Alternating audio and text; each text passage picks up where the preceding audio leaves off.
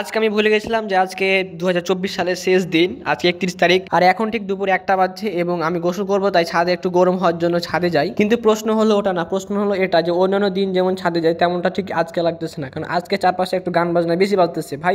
1টা 2টা বাজে তা হয় কিন্তু একদম লাউডলি, মনে করেন যে দূরে পাড়ে থেকে শুরু করে আশেপাশে মানে গানের মানে মেলা বসে গেছে বলতে পারেন। তারপর হুট করে মনে পড়ে যে আপনারা আমার পেজে ফলো করতেছেন না, যার কারণে ছাদের উপরে আমার একটু মনটা খারাপই লাগলো। কিন্তু সমস্যা নাই, আপনারা পেজে ফলো করে দেবেন, আমার বিশ্বাস আছে। আমার অনেকগুলো প্ল্যান ছিল 31 তারিখ আমরা বাইরে ঘুরবো আমাদের ফ্রেন্ড সার্কেল সহকারে, কিন্তু দুঃখের বিষয় হচ্ছে যে আমার এখন বর্তমানে রাজশাহীতে একটাও ফ্রেন্ড নাই, সবাই শীতে ছুটি পেয়েছে, যার কারণে সবাই চলে গেছে বাসায়। তারপর ছাদ থেকে লক্ষ্য করলাম বাসার এক কোণাতে কিছু বড় ভাইরা এখানে বাসর ঘর সাজাচ্ছে। আর বাসর ঘর বলতে বুঝে গেছেন, বাসর ঘর মানে এখানে আর কিছু বাসর ঘর না, এখানে ডাইরেক্ট পিকনিক। আর শহরে একটা পিকনিক মানে হাই স্পিডে গান বাজনা, আর কিছুই না। আর ভাইরা বাসর ঘরটা একদম জোশ করে সাজাচ্ছে, এই শীতের দিনে ওয়াটারপ্রুফ বাসর ঘর সাজাচ্ছে। কাজে মনোযোগী হলে মানুষ কি না করতে পারে না, এটাই তার প্রমাণ। দেখেন একজনের মাথার পর আরেকজন কিভাবে রিল্যাক্সে দাঁড়ায় কাজ করছে। এই ভাইদের বেস্ট ওয়ার্কার ইন 2024 অ্যাওয়ার্ড দেওয়া দরকার। ওরা যে কাজ করছে আমি তার ভিডিও নিচ্ছি, এটা কিন্তু ওরা দেখে ফেলেছে। আমি দেখা ফেলার পর ওরা বলছে ভাই থামো, আগে একটা পোস্ট দিয়ে নিই। মানে ভাই দেখেন, মানে পুরুষ মানুষ আছে, পোস্ট পাস থাকবে এবং কাজে মনোযোগ থাকবে, এটা তার প্রমাণ। এটাই ছিল ছাদ থেকে সরাসরি প্রচারিত হওয়া আমার লাইফের আপডেট একটা নিউজ। তো সবাই ফলো করেন।